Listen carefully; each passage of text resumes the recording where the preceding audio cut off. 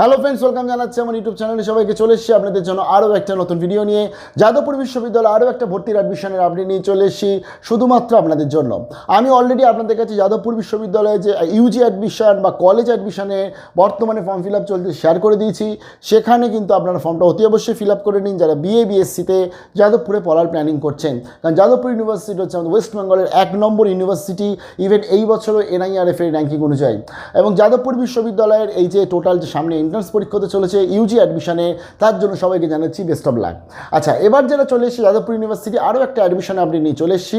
যারা এই বছরে গ্র্যাজুয়েশন কমপ্লিট করছে বা যাদের অলরেডি গ্র্যাজুয়েশন হয়ে গেছে তারা তো আবেদন করতে পারছে। তবে একটা বড় কোয়েশ্চেন হচ্ছে যারা এই বছর গ্র্যাজুয়েশন সবেমাত্র পরীক্ষা দিতে চলেছে, যাদের এখনও রেজাল্ট প্রকাশ হয়নি, তারা কি আবেদন করতে পারবে সেটাও শেয়ার করে দেবো এই ভিডিওটায়। টোটাল কোর্স, আমি কোর্সের জন্য কীভাবে আবেদন করব, কি এলিজিবিলিটি চাইছে, সিলেকশন এবং এন্ট্রান্স পরীক্ষা হবে, এন্ট্রান্স পরীক্ষা কবে হবে, সমস্তটা বলে দিচ্ছি।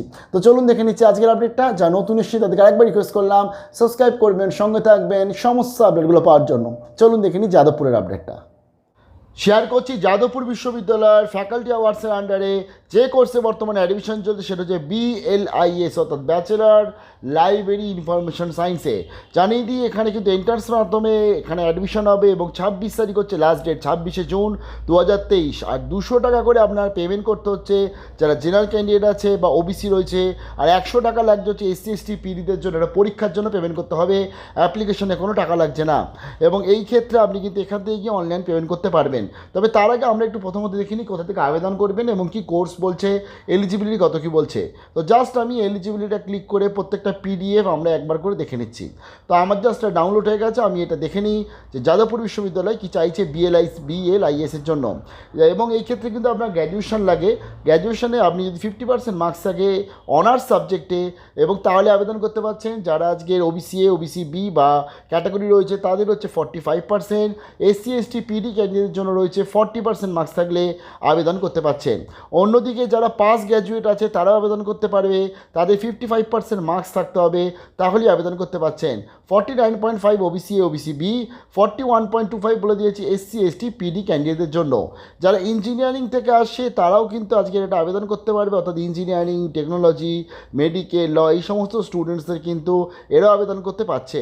তার সাথে বলে দিয়েছে 10+2+3 অনার্স অথবা পাস ইউনিভার্সিটি থেকে বা অন্য কোনো ইউনিভার্সিটি থেকে যারা বিশেষ করে সার্টিফিকেট কোর্স করে রেখেছে লাইব্রেরি ইনফরমেশন সায়েন্সে এবং সেখানে 65% মার্কস আছে, তারাও কিন্তু আবেদন করতে পারছে। প্রথমত যেটা হচ্ছে আজকে অ্যাপিয়ার ক্যান্ডিডেটরা আবেদন করতে পারবে কিনা, অর্থাৎ আজকে যেখানে 6 সেমিস্টারে পরীক্ষা হচ্ছে বা সামনেই পরীক্ষা, তারা আবেদন করতে পারবে কিনা। যাদবপুর বলে দিয়েছে অ্যাপ্লিকেশন করার সময় অর্থাৎ 26 তারিখের মধ্যে যাদের গ্র্যাজুয়েশন কমপ্লিট হয়ে গেছে তারাই শুধুমাত্র আবেদন করতে পারবে। অর্থাৎ যারা গ্র্যাজুয়েট তারা কিন্তু যাদবপুর বিশ্ববিদ্যালয়ে লাইব্রেরি ইনফরমেশন সায়েন্সে ভর্তি হতে পারবে।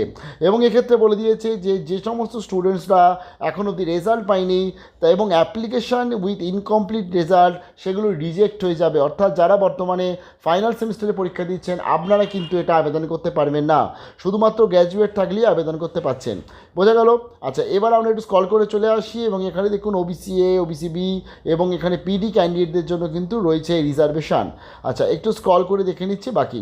এবং এখানে দেখুন EWS ক্যাটাগরির জন্য রিজার্ভেশন রাখা হচ্ছে যাদবপুর বিশ্ববিদ্যালয় B.L.I.S ক্যান্ডিডেট কোর্সের জন্য। আচ্ছা, এখানে সিলেকশন প্রসিডিউর হবে রিটেন অ্যাডমিশন টেস্টের মাধ্যমে, অর্থাৎ রিটেন পরীক্ষা হবে, 100টা মাল্টিপল চয়েস আসবে এবং সেক্ষেত্রে আপনার যে কোয়েশ্চেন থাকবে ইংলিশের ওপর 20টা, ইংলিশ কম্পোজিশনের ওপর, অন্যদিকে আপনার বেসিক ম্যাথামেটিক্সের ওপর 20 নম্বরে কোয়েশ্চেন, অন্যদিকে জেনেরিক সায়েন্স থাকবে আপনার 15, হিস্ট্রি এবং জিওগ্রাফি থাকছে 15, ইন্ডিয়া পলিটি ও ইকোনমি অ্যান্ড কালচার থাকছে 15, অন্যদিকে current events, national international importance 10 থাকছে, আর জেনারেল মেন্টাল এবিলিটি সেটা কিন্তু থাকছে 10। এবার শেয়ার করে দিচ্ছি যাদবপুর বিশ্ববিদ্যালয় B.L.I.S অ্যাডমিশনের জন্য পরীক্ষা কবে হতে চলেছে। দেখুন এখানে বলে দিয়েছে অ্যাডমিশন টেস্ট হবে হচ্ছে 4/7/2023 দুপুর 12টার সময়। এবং এখানে যে আমি বলে দিলাম লাস্ট ডেট হচ্ছে অ্যাডমিশনের জন্য আবেদনের 26 তারিখ, পেমেন্ট করতে হবে 27 তারিখ, তবে আপনারা এই ডেটটা ধরেই চলবেন। আচ্ছা, তার সাথে জানিয়ে দিই যে প্রথম যে প্রভিশনাল লিস্ট আসবে 10/7/2023। চলুন দেখে নিই কীভাবে আবেদন করবেন। যাদবপুর বিশ্ববিদ্যালয়ে আবেদন করতে গেলে আপনাকে জাস্ট কল করে চলে আসতে হবে, হাউ টু অ্যাপ্লাইটায় ক্লিক করতে হয়। হাউ টু অ্যাপ্লাইটা আপনি ক্লিক করছেন, কীভাবে আবেদন করবেন পুরোটা ইউনিভার্সিটি বলে দিয়েছে। একটু স্ক্রল করে চলে গিয়ে এই যে click here for online registration, এটা ক্লিক করে আপনাকে কিন্তু আবেদনটা যাদবপুর বিশ্ববিদ্যালয়ে B.L.I.S অ্যাডমিশনের জন্য করতে পারছেন।